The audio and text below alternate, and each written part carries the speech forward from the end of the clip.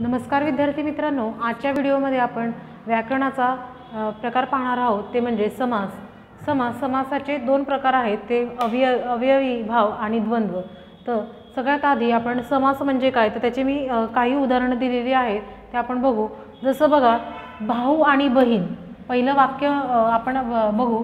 भाऊ आणि बहीण दोघे प्रत्येक दिवशी विद्येच्या आलयात जातात, ते फुल स्टॉप केला आहे। जाण्या अगोदर आई ज्याचे उदर लंब आहे त्या देवाला नमस्कार करायला सांगते। हे वाक्य ह्याचप्रमाणे मी दुसरं वाक्य लिहिलेलं आहे। भाऊ बहीण दोघे दररोज विद्यालयात जातात, जाण्या अगोदर त्यांना आई लंबोदराला म्हणजे गणपतीला नमस्कार करायला सांगते। मित्रांनो, आपल्याला हे दोन्ही वाक्य दिलेले आहे, परंतु दोन्ही वाक्यामध्ये काय बदल दिसतो की बघा, हे वाक्यामध्ये मी पहिलं काय दिलेले आहे की भाऊ आणि बहीण याच्यामध्ये आणि वापरलेला आहे, म्हणजे आणि दुसरं वाक्य जेव्हा आपण लिहिलं त्याच्यामध्ये काय तर भाऊ आणि बहीण हे दोन्ही आपण काय केलेलं आहे तर एकत्रित केलेलं आहे। जसे बघा, प्रत्येक दिवशी म्हणजे काय तर दररोज विद्यालयात, काय विद्येच्या आलयात, पहिल्या वाक्यामध्ये काय दिलेलं आहे तर विद्येच्या आलयात, तर त्याचा आपण एक शब्द बनवला आहे, एक जोड शब्द बनवला आहे, ते म्हणजे काय तर विद्यालयात। तर काय जाण्या अगोदर त्यांना आई लंबोदराला, याच्यामध्ये काय लिहिले आपण ज्याचे उदर लंब आहे, म्हणजे काय ज्याचे उदर लंब आहे, तर त्याचा दोन जोड शब्दांचा आपण काय केलं आहे दोन एकत्रित केले आहे। तर त्याला काय म्हटलं आहे उदर लंब आहे, म्हणजे कोण तर लंबोदर। लंबोदर कोणाला म्हणतात तर गणपतीला। तर ज्याचे उदर लंब आहे असं काय तर लंबोदर, आणि त्या गणपतीला नमस्कार करायला सांगते। म्हणजे ह्या वाक्यामध्ये हे दोन्ही वाक्य कसे आहेत सेम आहे, परंतु ह्या पहिल्या वाक्यामध्ये दुसऱ्या वाक्यामध्ये काय फरक दिसतो की पहिल्या वाक्यामध्ये जोड शब्द आलेले आहे, तर त्या दोन्ही जोड शब्दांना एकत्रित करणे म्हणजे, तर बघा जसं मी इथे काही वाक्य लिहिते की बघा, भाऊ आणि बहीण, जसं काय की दोन्ही शब्द काय केलेले आपण एकत्रित शब्द केलेला आहे, तर दोघांचा एकत्रित शब्द कुठला तयार होतो तर भाऊ आणि भाऊ बहीण हे शब्द आपण एकत्रितरित्या लिहू शकतो। जसं बघा, विद्येच्या आलयात, नाही प्रत्येक दिवशी, हे दुसरं वाक्य हे प्रत्येक दिवशी, याचं आपण एकत्रित वाक्य काय बनवू शकतो प्रत्येक दिवशी दररोज, बरोबर। जसं बघा, तिसरं वाक्य की विद्येच्या आलयात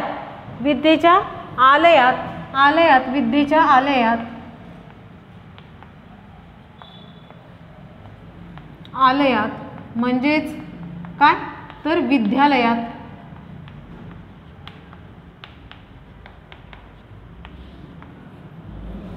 जसं लंब, काय उदर लंब आहे त्या देवाला, उदर लंब असलेल्या देवाला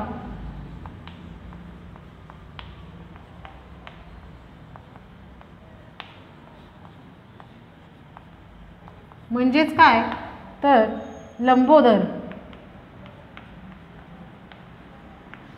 याप्रमाणे जेव्हा जोड शब्दांना जेव्हा एकत्रित म्हणजे तो जोड शब्द जेव्हा एकत्रित जेव्हा आपण उच्चारतो तेव्हा त्या शब्दाचा एक शब्द तयार करतो, म्हणजेच काय तर बघा, म्हणजे दोन शब्दांचा एकत्रित शब्द तयार करतो। तर बघा, आपण पुढचे वाक्य बघूया।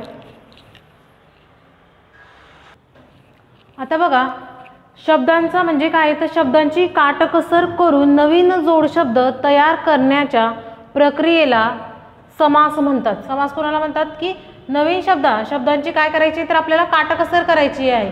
जसं बघा, भाऊ आणि बहीण, आपण ते दोन शब्द घेतले होते भाऊ आणि बहीण, याच्यामध्ये काय केलेलं आहे आपण दोन्ही शब्द काय केलेले आहे एकत्रित केलेले आहेत, म्हणजे काय आपण त्याचा नवीन शब्द कुठला बनवला होता भाऊ बहीण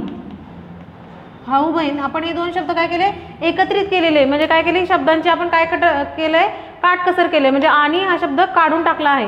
हा शब्द ह्याच पद्धतीने समजतो भाऊ आणि बहीण, भाऊ बहीण म्हणजे दोन्ही शब्दांचा अर्थ काय होता समान होता, परंतु आपण काय करतो त्याची काटकसर करून नवीन शब्द बनवतो, म्हणजे काय भाऊ बहीण। जसं प्रत्येक दिवशीचा आपण काय बनवला होता दररोज, है ना, की त्याच्यामध्ये प्रत्येक दिवशी हा शब्द आला होता, त्याचं काय घेतलं होतं आपण म्हणजे काय तर दररोज, म्हणजे काय केलं आहे आपण थोडक्यात हे शब्द पाहता आपल्याला हे लक्षात येतं की आपण शब्दांची काय करतोय काटकसर करतो आणि ती काटकसर करून आपण जो त्याच्यामधून नवीन शब्द तयार करतो तेव्हा त्याला काय म्हणायचं तर समास असे म्हणतात. परत आपण एकदा समासाची व्याख्या पाहू. शब्दांचा संक्षेप काटकसर. संक्षेप म्हणजे काय तर काटकसर करून नवीन जोड शब्द तयार करण्याच्या प्रक्रियेला समास म्हणतात. बरोबर, ही समासाची व्याख्या झाली. आणि सामासिक शब्द कशाला म्हणतात तर नवीन तयार केलेल्या जोड शब्दाला सामासिक शब्द म्हणतात. म्हणजे त्याच्यापासून जो नवीन जोड शब्द तयार होतो, जसं कुठला शब्द तयार झाला आहे भाऊ बहीण हे ना, म्हणजे भाऊ आणि बहीण ह्याचा जोड शब्द कुठला तयार केला आपण भाऊ बहीण, त्या शब्दाला काय म्हणायचं तर सामासिक शब्द. म्हणजे सामासिक शब्द कुठला झाला आपला हा, दोन्ही शब्द एकत्र केले जसं दररोज, प्रत्येक दिवशीच आपण काय केले दररोज, हा शब्द काय झाला सामासिक शब्द. परत एकदा आपण व्याख्या पाहू. नवीन तयार केलेल्या जोड शब्दाला सामासिक शब्द म्हणतात आणि त्या प्रक्रियेमधून जो नवीन शब्द तयार करतो त्या प्रक्रियेला काय म्हणायचं तर सामासिक शब्द म्हणतात. आता सामासिक शब्दाची फोड करून दाखवण्याच्या पद्धतीला विग्रह म्हणतात. म्हणजे सामाजिक शब्दाची फोड करणे म्हणजे काय तर त्याचे दोन्ही करणे, जसं भाऊ आणि बहीण प्लस म्हणजे तेव्हा त्याचा काय होतो विग्रह होतो, तेव्हा त्या शब्दाला काय म्हणायचं की त्या शब्दाची फोड जेव्हा करतो आपण त्याला काय म्हणायचं विग्रह म्हणतात. जसं बघा समासामध्ये लक्षात ठेवण्याची गोष्ट म्हणजे कमीत कमी दोन शब्द एकत्र येतात. या समास जेव्हा शब्द आपण लिहितो, जसं बघा भाऊ आणि बहीण हे किती शब्द झाले दोन शब्द झाले, म्हणजे दोन शब्द एकत्रित आले म्हणजे त्याला काय म्हणायचं समास. सामासिक शब्द काय तर दोन शब्द एकत्र येऊन नवीन जोड शब्द निर्माण होणे, म्हणजे दोन जोड शब्द एकत्रित येऊन काय तर नवीन शब्द जेव्हा तयार होतो, जसं प्रत्येक दिवशीचा जोड शब्द कुठला तयार झाला आहे तर दररोज, तेव्हा त्याला काय म्हणायचं आपण सामासिक शब्द. आणि जे शब्दाची फोड होते, ज्या शब्दाचं काय आपण एक शब्द त्याचं दोन ह्या केल्या तर त्या शब्दाला काय म्हणायचं विग्रह.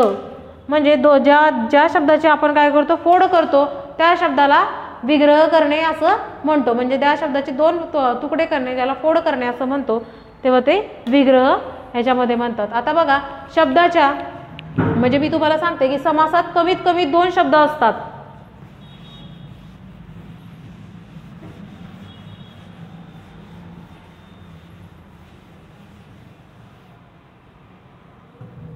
समासात कमीत कमी दोन शब्द असतात.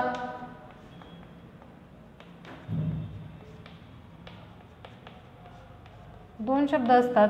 जसं बघा समासातील शब्दांना पद असे म्हणतात.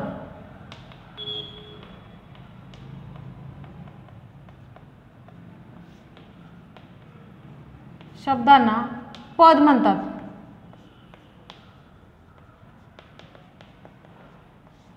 त्यावरून बघा आपण आपल्या समासाचे प्रकार बघणार आहोत. जसं बघा समासातील कोणते पद महत्त्वाचे आहे व कोणते म्हणजे ह्या समासामध्ये कुठले पद महत्त्वाचे आहे आणि कुठले पद गौण आहे. म्हणजे महत्त्वाचे पद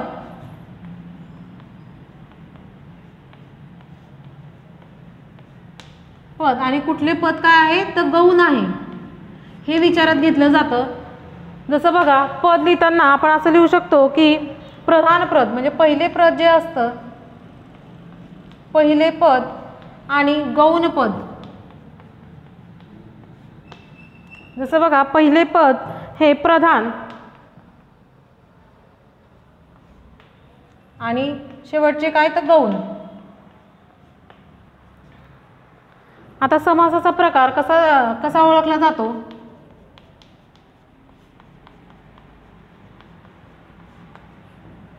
आपण बघूया. जसं बघा मी काही वाक्य दिलेले आहेत. जसं बघा की याच्यामध्ये पहिलं पद आणि दुसरे पद म्हणजे पहिलं पद हे प्रधान असलं आणि दुसरं पद हे गौण असलं तर त्याला अव्ययी समास म्हणतात. अव्ययी समास म्हणतात. सॉरी हे वरचं खाली झालं. प्रधान आणि दुसरं पद गौण असलं तर त्याला अव्ययी समास म्हणतात. म्हणजे पहिलं प्रधान म्हणजे काय तर पहिलं पद हे जास्त महत्त्वाचं असलं आणि दुसरं पद हे गौण म्हणजे काय तर कमी महत्त्वाचं. याच्यामध्ये प्रधान म्हणजे काय तर जास्त महत्त्वाचे ज्याला आपण म्हणतो जास्त महत्त्वाचे आणि गौण म्हणजे काय तर कमी महत्त्वाचे.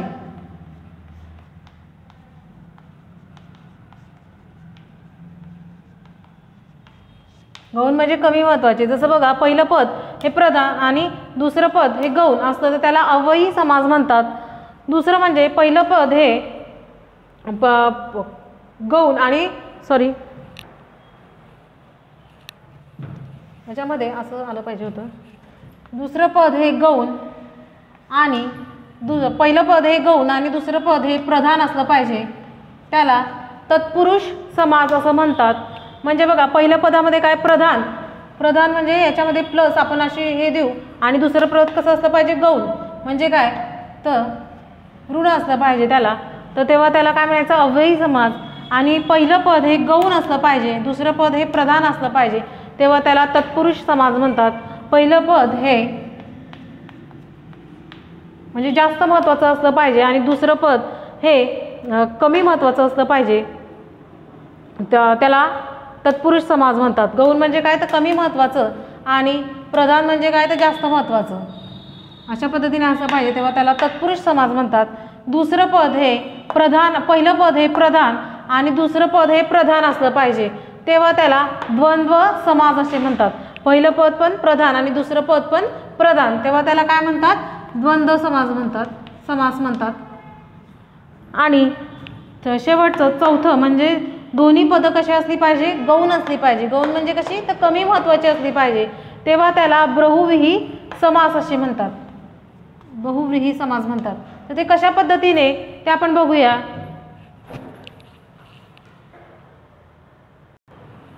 आता आपण काही समासाचे प्रकार पाहू. सगळ्यात आधी अव्ययी समास. अव्ययी समासामध्ये पहिले पद हे प्रधान असते. जसं बघा दररोज याच्यामध्ये दर हा शब्द काय झाला आहे तर प्रधान झाला आहे. प्रधान म्हणजे काय महत्त्वाचा शब्द दर आणि रोज याच्यामध्ये पहिला शब्द काय तर प्रधान शब्द झालेला आहे. दुसरा शब्द म्हणजे काय दुसरा प्रकार म्हणजे तत्पुरुष समास. तत्पुरुष समासामध्ये दुसरे पद हे प्रधान असते.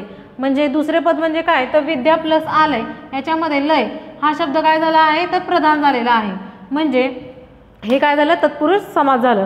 जसं द्वंद्व समास. द्वंद्व समासामध्ये दोन्ही पदे काय असतात तर प्रधान असतात. म्हणजे दोन्ही पदाला महत्त्वाचे असतात. जसं भाऊ आणि बहीण ही दोन्ही पदे काय झालेली आहेत महत्त्वाची झालेली आहेत. जसं चौथा प्रकार बहुव्रीही समास. बहुव्रीही समासामध्ये दोन्ही पदही काय असतात गौण असतात. गौण म्हणजे काय तर कमी महत्त्वाचे असतात. जसं बघा लंबोदर याच्यामध्ये काय झालंय की लंबो प्लस दर याच्यामध्ये म्हणजे लंबोदर हे दोन्ही पदं कसे झाले आहेत गौण झालेले आहेत. गौण म्हणजे काय तर कमी महत्त्वाचे कारण लंबोदरचा खरा अर्थ काय होतो गणपती. म्हणजे दोन्ही पदं काय झालेली आहे ही गौण झालेली. ह्या पद्धतीने समासाचे 4 प्रकार आहेत. म्हणजे पहिला समास म्हणजे काय तर पहिले पद हे काय अव्ययी समासामध्ये पहिलं पद हे काय असतं प्रधान असतं. प्रधान म्हणजे काय तर जास्त महत्त्वाचं असतं. आणि तत्पुरुष समासामध्ये दुसरे पद हे प्रधान असते. दुसरे पद म्हणजे काय तर हे दुसरं लय हे महत्त्वाचं असलं पाहिजे तेव्हा त्याला तत्पुरुष समास म्हणतात. तिसरं म्हणजे द्वंद्व समास. त्याच्यामध्ये दोन्ही पदं कशी असली पाहिजे प्रधान असली पाहिजे. जसं भाऊ आणि बहीण हे दोन्ही पदं कसे आहेत प्रधान आहेत. जसं दररोज हे दोन्ही पदं कसे आहेत प्रधान आहेत. जसं बहुव्रीही समासामध्ये दोन्ही पदं गौण असली पाहिजे. गौण म्हणजे काय तर कमी महत्त्वाची. जसं लंबोदर गणपतीचं लंबोदराचं खरं नाव काय आहे तर गणपती. हे दोन्ही पदं म्हणून काय झाली तर गौण झाले. जसं बघा त्याच्या आपल्या समाजामधला पहिला प्रकार म्हणजे आपल्याला 2 प्रकार अभ्यासाचे आहे. म्हणजे ह्या इयत्तेमध्ये तुम्हाला 2च प्रकार आहेत जी तुम्हाला म्हणजे अभ्यासाची आहे ती म्हणजे अव्ययी भाव आणि द्वंद्व समास. तर त्याच्यामधला आपण पहिला प्रकार बघणार आहोत अव्ययी भाव समास. आता अव्ययी भाव समासामध्ये काय तर आपल्याला काय लक्षात ठेवायचं असतं अव्ययी भावामध्ये की पहिले पद हे काय असलं पाहिजे प्रधान असलं पाहिजे. पहिले पद हे म्हणजे जास्त महत्त्वाचं असलं पाहिजे. जसं बघा मी काही वाक्य इथं दिलेली आहे. अनिका दररोज शाळेत जाते. आता अनिका याच्यामध्ये काय केलेलं आहे आपलं दररोज याच्यामध्ये दर हे काय झालेलं आहे म्हणजे पहिलं पद काय आहे हे आपलं प्रधान आहे. म्हणजे हे काय झालेलं आपलं अव्ययी भाव समास झालं. जसं बघा अनिका कधीही गैरहजर राहत नाही. याच्यामध्ये काय गैरहजर गैर प्लस हजर म्हणजे काय तर गैर हा शब्द हे काय झालेलं पहिलं जे पद आहे म्हणजे आपण या शब्दाची जर अशी फोड केली गैर प्लस हजर म्हणजे काय ह्या शब्दाचा पहिलं पद काय झालं गैर म्हणजे काय तर पहिलं शब्द पहिलं हे काय झालं प्रधान झालं, म्हणजे हे शब्द काय झालं, अव्ययीभाव समाजामध्ये आलं. जसं बघा तिसरं वाक्य, अनिका यथाशक्ती मैत्रिणीला मदत करते. अनिका यथाशक्ती मैत्रिणीला मदत करते. याची जर आपण फोड केली तर कशी होणार, यथा प्लस शक्ती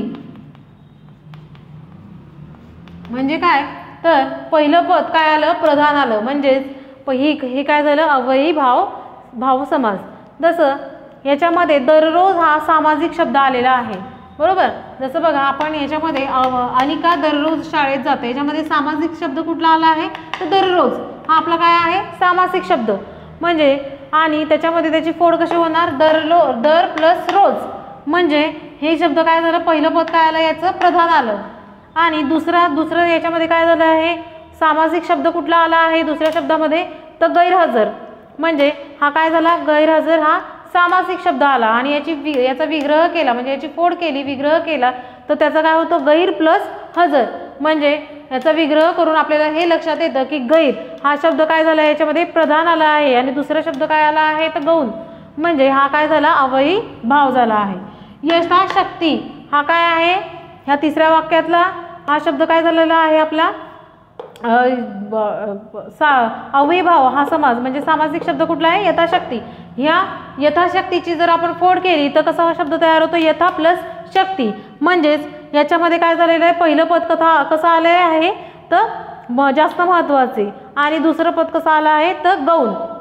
म्हणजे पहिलं पद हे प्रधान आणि दुसरं पद काय आलं आहे, गौण आलेलं आहे. म्हणून या शब्दाला अव्ययीभाव समास असे म्हणतात.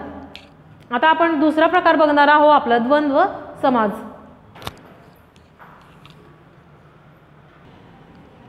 दुसरा प्रकार बघण्याच्या आधी आपण अव्ययीभाव समास म्हणजे काय, तर कशा पद्धतीने त्याची अव्ययीभाव समासाची व्याख्या कशी असते, तर बघा सगळ्यात पहिले दर, आपण जे वाक्य घेतले होते आधी, दररोज, म्हणजे दर हा जेव्हा त्याचं पहिलं पद, म्हणजे मी तुम्हाला सांगितलं की त्याचं पहिलं पद हे काय असलं पाहिजे, प्रधान असलं पाहिजे. प्रधान म्हणजे काय, तर महत्त्वाचं असलं पाहिजे. तर बघा दर हे पहिलं पद आहे, म्हणजे ते काय आहे, उपसर्ग आहे. उपसर्ग म्हणजे काय, तर वाक्याच्या सुरुवातीला लागणाऱ्या शब्दाला आपण उपसर्ग म्हणतो. म्हणजेच काय, तर दररोज शब्दाचा उपसर्ग कुठला आहे, दर, म्हणजे पहिलं पद काय आहे, त्याचं उपसर्ग आहे. आणि दररोज हा शब्द काय झाला, तर सामासिक शब्द झाला. म्हणजे सामासिक शब्द हे काय झालं, त्याचं क्रियाविशेषण अवयव. म्हणजे क्रियाविशेषण अवयव म्हणजे काय, तर त्याच्यामध्ये दररोज ही काय झाली, क्रिया झालेली हे ना, म्हणजे क्रिया झालेली. म्हणजे जेव्हा त्याचा सामासिक शब्द हा क्रियाविशेषण अवयव येतो आणि पहिलं पद हे उपसर्ग असतं, प्रधान असून उपसर्ग असतं. जसं बघा गैरहजर, गैर हे पहिलं पद आहे, हे पहिलं पद काय झालंय, उपसर्ग आलंय. आणि गैरहजर हा सामासिक शब्द जो आहे तो काय आहे, क्रियाविशेषण अवयव आला आहे. म्हणजेच त्याची व्याख्या करताना कशी होणार, की ज्या सामासिक शब्दाचे पहिले पद महत्त्वाचे असून ते उपसर्ग असते व जो सामासिक शब्द क्रियाविशेषण अवयव कार्य करतो त्या समासाला अव्ययीभाव समास म्हणतात. पुन्हा एकदा लक्षात द्या की ज्या सामासिकचे पहिले पद हे महत्त्वाचे असून ते उपसर्ग असते, म्हणजे पहिले पद हे कसं आहे, महत्त्वाचं आहे. हे पहिलं कसं आहे, आपलं प्रधान पद आहे, परंतु ते कसं आहे, प्रधान आहे म्हणजे काय, तर महत्त्वाचे आहे. आणि ते कसं आहे, तो उपसर्ग आहे, बरोबर. पहिले लागणाऱ्या शब्दाला काय म्हणायचं, उपसर्ग. म्हणजे ज्या सामासिक शब्दाचे पहिले पद हे महत्त्वाचे असून ते उपसर्ग असते हे ना. आणि व जो सामासिक शब्द क्रियाविशेषण अवयवचं कार्य करतो.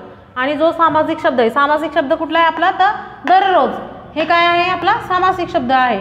आणि दररोज ही काय आहे, क्रिया आहे, क्रिया विशेषण अवयव आहे. म्हणून ज्या शब्दांचे सामासिक शब्द क्रियाविशेषणाचे अवयवाचे कार्य करते त्या शब्दांना समासाला अव्ययीभाव समास असे म्हणतात. ही त्याची व्याख्या आहे. Note down.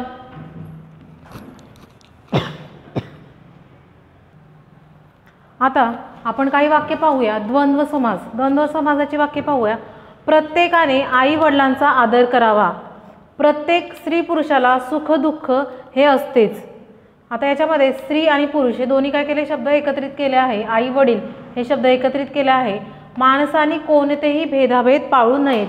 याच्यामध्ये काय झालं आहे की द्वंद्व समासामध्ये आपण दोन्ही शब्द कसे आहेत तर प्रधान आहेत. म्हणजेच काय तर बघा याच्यामध्ये दोन्ही शब्द ही प्रधान मानली जातात. जसं बघा नीट लक्ष जसं याच्यामध्ये दोन्ही पदे ही महत्त्वाची आहेत. जसं आई आणि वडील, आई आणि वडील, आई आणि वडिला ह्या दोन शब्दांची फोड केली तर दोन्ही शब्द कसे आहेत महत्त्वाचे आहेत. स्त्री आणि पुरुष ही दोन्ही शब्द कसे आहेत महत्त्वाचे आहे. म्हणजे याच्यामध्ये दोन्ही पद कसे आहेत तर महत्त्वाचे आहेत. भेदाभेद दोन्ही पद कसे आहेत महत्त्वाचे आहेत. म्हणजे दोन्ही पद कसे आहेत तर प्रधान आहे. ज्या वाक्यामध्ये ज्या वाक्यामध्ये दोन्ही पद ही कशी असतात प्रधान असतात तेव्हा त्या वाक्याला द्वंद्व समास असे म्हणतात. द्वंद्व समासामध्ये दोन्ही वाक्य ही प्रधान असली पाहिजे. जसे स्त्री आणि पुरुष हे दोन्ही वाक्य कसे आहे तर महत्त्वाचे आहे प्रधान आहे. म्हणजेच त्या समासाला आपण काय म्हणायचं द्वंद्व समास. आता द्वंद्व समासाचे काय होतात की 3 प्रकार पडतात. सगळ्यात पहिला आहे इतरत्व द्वंद्व समास. आता इतरत्व द्वंद्व समासामध्ये म्हणजे काय तर याच्यामध्ये सगळ्यात आधी स्त्री पुरुष हे शब्द दिलेले आहेत. ह्या दोन्ही शब्दांचं जेव्हा आपण म्हणजे एकत्रित करतो स्त्री आणि पुरुष याच्यामध्ये काय झालं आणि हा शब्द लावलेला आहे. म्हणजे उभय आई आणि वडील म्हणजेच काय तर या शब्दांमध्ये आपण उभयान्वी अव्ययांचा वापर केला आहे. कुठला तर आणि या उभयान्वी शब्दाचा आपण काय केला आहे याच्यामध्ये वापर केलेला आहे. म्हणजे स्त्री आणि पुरुष आणि या शब्दाचा आपण उभयान्वी अव्ययाचा आपण वापर केलेला आहे. म्हणून या शब्दाला काय म्हणायचं इतरत्व द्वंद्व समास. मी जेव्हा तुम्हाला ही व्हिडिओ पाठवेल तेव्हा त्याच्यासोबत नोट्स पाठवणार आहे. तर त्या नोट्समध्ये मी तुम्हाला काय करणार की भरपूर असे उदाहरणं त्याच्यामध्ये पाठवणार आहेत. त्याच्यानंतर त्याचा दुसरा प्रकार आहे वैकल्पिक द्वंद्व समास. वैकल्पिक द्वंद्व समासामध्ये काय होतं की सुख दुःख म्हणजे सुख किंवा दुःख याच्यामध्ये उभयान्वय अव्यय कुठला आला आहे तर किंवा. म्हणजे ज्याच्यामध्ये वैकल्पिक समासामध्ये ज्याच्यामध्ये किंवा हे उभयान्वयी अव्यय येतं वापरलं जातं सुख किंवा दुःख भेद किंवा भाव असे किंवा हा शब्द वापरला जातो तेव्हा त्याला वैकल्पिक द्वंद्व समास असे म्हणतात. तिसरा आहे समाहार द्वंद्व समास. याच्यामध्ये गप्पा गोष्टी वगैरे याच्यामध्ये जेव्हा आपण वगैरे हा शब्द वापरतो तेव्हा त्याला म्हणजे त्या उभयान्वय वगैरे असा वापरला तेव्हा त्याला समाहार द्वंद्व समास असे म्हणतात. तर ह्या प्रकारे आपण द्वंद्व समासाचे 3 प्रकार तसेच द्वंद्व समास व अवयवी भाव हे समासाचे प्रकार पाहिले. धन्यवाद.